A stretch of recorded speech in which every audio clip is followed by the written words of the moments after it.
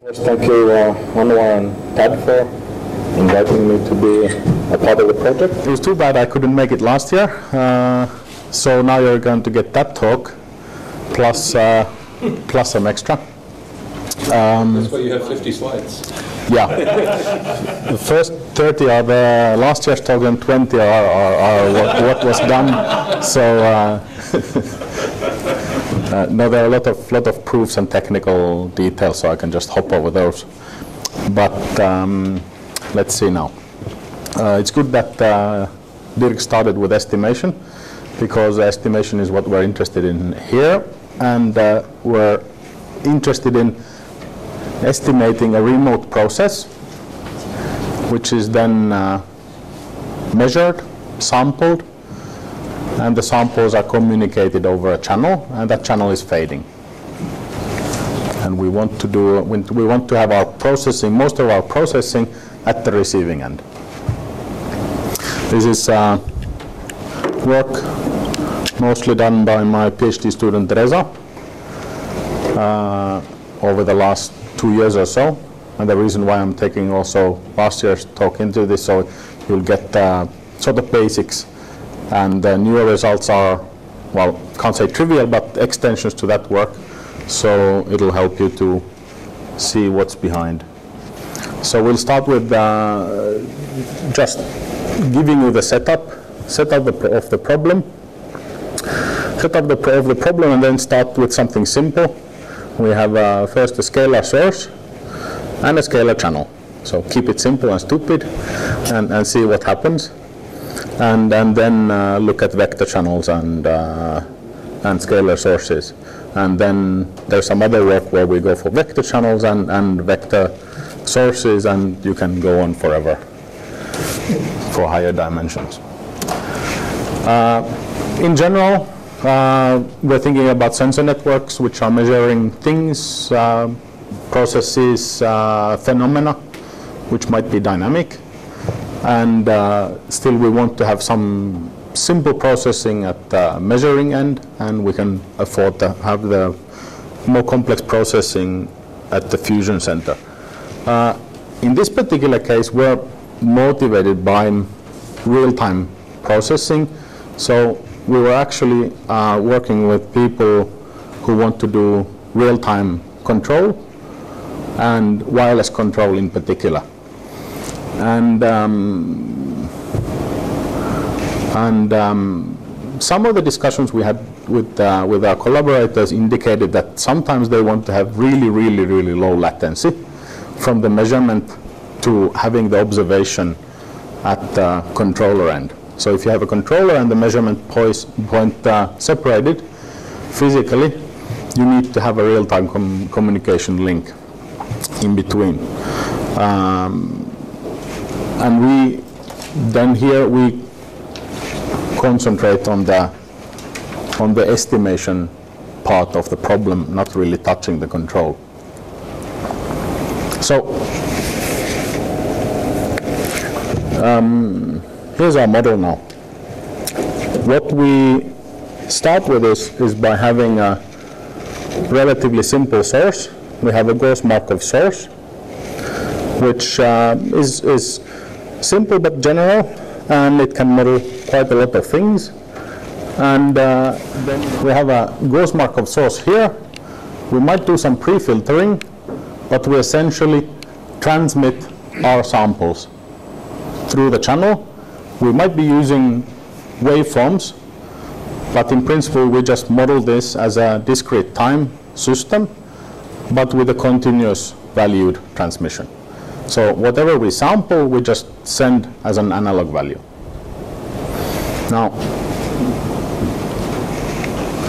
the practicality of that might be an issue, but at least we get a tractable system model, and we can get some nice results out of this. Receiver doesn't really do much. It has the channel state of the fading channel, and then what we have here is a Kalman filter.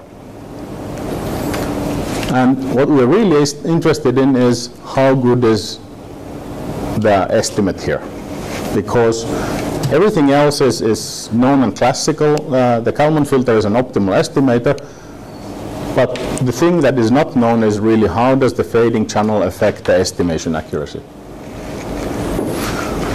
We're interested in looking at the minimum mean square error. So, Gauss-Markov source, Gaussian innovations,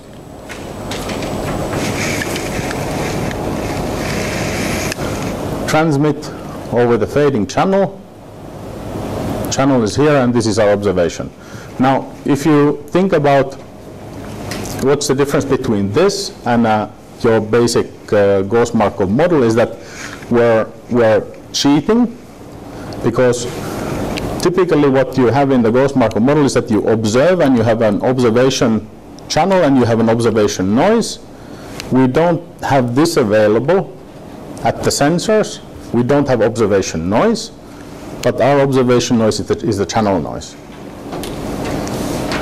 So basically what we're actually assuming is that the sensor is communicating the state, that one element in the state vector. So that's where we're cheating a bit. But the main difference, or let's say what we cannot handle, is observation noise. But with this simple approach, we merely have the observation channel of the model to be random. Now, our channel H is also later on assumed to be IID in time. This helps a lot in actually getting the result, and I'd argue that it's also very nice for the system. The Kalman filter does a prediction of the state, computes the prediction error, a Kalman gain, and does a Kalman estimate, and then also updates estimation error matrix. Basic stuff. Then the only thing that now is somewhat new or different from what you have in the basic models is that the channel is random. So this value is time varying and it's random, and it converges in distribution. So we're interested in what's the distribution of this value here when we're doing Kalman filtering.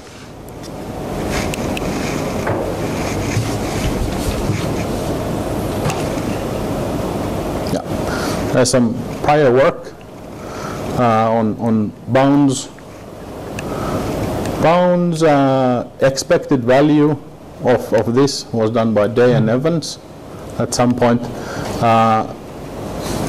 Certain channels, on-off channels, I think, were handled by Vakili and Hassebi earlier. And then information theoretically, Wiener, Fabregas and Peng have looked at information theoretic outage, estimation outage, distortion outage. So in some sense, what we're doing here is we're setting up the system and seeing what we can do with a purely single processing. What is the performance of a purely single processing approach? So let's look at the simple case. First, a scalar source, AR model. We have a correlation rho and the innovation U, and then we just transmit over a scalar fading channel. Now our estimation error equation that the Kalman filter is computing becomes this, where the channel S and R instantaneously is here in the denominator.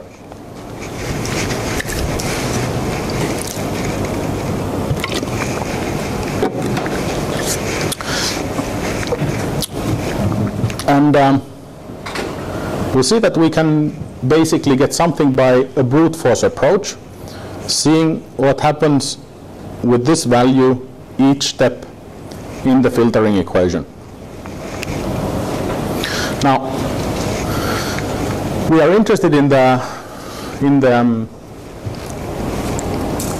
estimation error distribution And we are defining this as an outage measure, basically saying that when we look at the random estimation error, what's the probability that we exceed some allowed threshold? Saying, yeah, so what's your acceptable estimation performance and how often are you above it? Now, we can start by looking at what happens over one step. So the estimation error is something at time n-1, and now the probability of exceeding the threshold at next step is the conditional distribution of mn, and just some manipulations we get a conditional distribution result. What is the pre-filter doing in the... Nothing. At this point, nothing. Higher dimensions, you would do something, but in this case, it's not doing anything.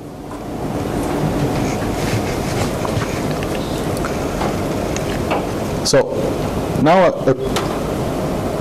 an outage, conditional outage, conditioned on the MMSE at previous step, is just given by 1 minus the SNR distribution, CDF, with an argument, which depends on the source statistics and the previous MMSE.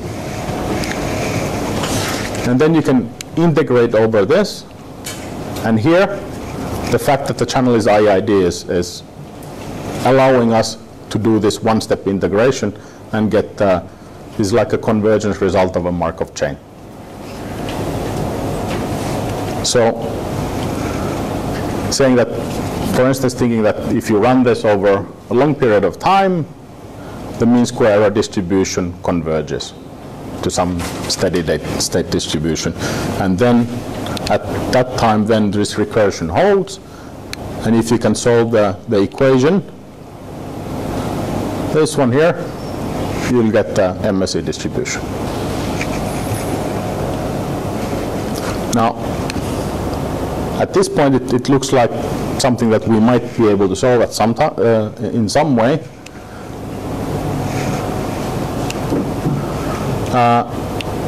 The only problem is that this argument here needs to be positive. So we get actually a two-mode distribution, which below a threshold which is equal to the innovation variance, you have one equation for the integral and a second one above it. It looks something like this. You have a distribution, and at some break point, you have a slightly different shape. And this is basically the reason then why we need to do bounds. Bounds, upper and lower bounds on outage. Luckily, what we'll see is that this tail beyond the breakpoint vanishes, becomes more and more insignificant the higher the SNR is. Which means that we're able to get accurate high SNR results. And for the special case of Rayleigh fading, let me come back. If this one here is an exponential, this is treatable. So let's do Rayleigh fading. So for Rayleigh fading, the error distribution is now, again, with two modes. First one here, and then the second one is this one with the coefficient. And then we can do upper and lower bounds on the coefficients, have approximate distributions which don't really follow the tail. But what we can see is that at high SNR, we can get for the outage probability, and when we're looking at thresholds which are beneath the breakpoint, we can get upper and lower bounds on the outage probability. And this one actually now, lambda here is the inverse SNR. So here's a 0 dB, 3 and 6 dB for thresholds between 0 and 1. We can get a pretty nice description of the outage probability over a quite wide range of thresholds up to down to relatively low SNR, even though it's a high SNR approximation.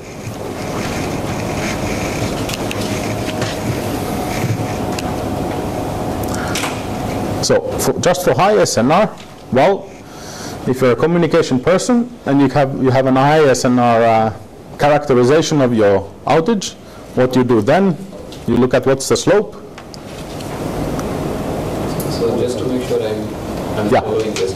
So you have an input process which is a first order Gauss-Markov. Yeah. But you are transmitting every sample. The encoder is not doing anything. No. Yeah. So is the problem of, suppose you restrict yourself to processing one sample at a time with the receiver, is the process of encoding, the optimal encoding clear? Is this problem solved, or is well, I think yes. Memory in the process. There's memory in the process, but we don't actually want to encode. Yes, you would whiten it, and you would just send the Gaussian. Delay constraint. So the delay stops. But even then, you would do a You could kind of estimate what the receiver knows to some extent, right? You could run the, I mean, you can't run the exact Kalman filter, but you can have a, so you can quantify the side information at every stage, right? I mean, the transmitter can roughly know what the receiver knows. Or you could, I mean, in this case, scalar AR process, you have a one-step predictor at the transmitter, and that's your, that would whiten the process, and it's a compressor, and you could do all that. We don't want to do that. Okay. True. Entirely true.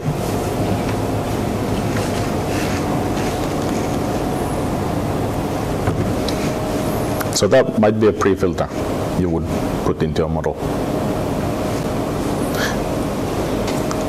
Yeah. I can, yeah, well, okay. I could tell you at dinner the motivations we were thinking about when we were doing this. So anyway, high SNR characterization. Essentially, we wanted to, because at next step we're going to look at diversity. What does diversity look like in this context?